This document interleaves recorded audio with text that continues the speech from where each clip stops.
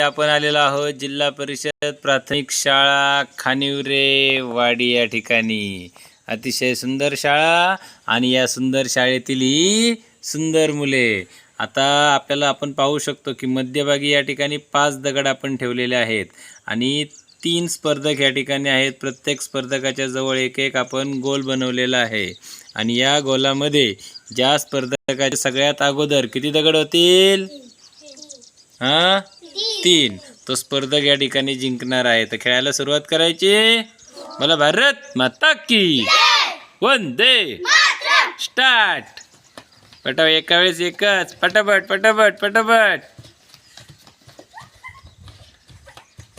Fast fast fast fast fast fast fast. बघूया कोण जिंकते, बघूया कोण जिंकते. पटकन पटकन. एकच दगड घ्यायचा एका वेळेस.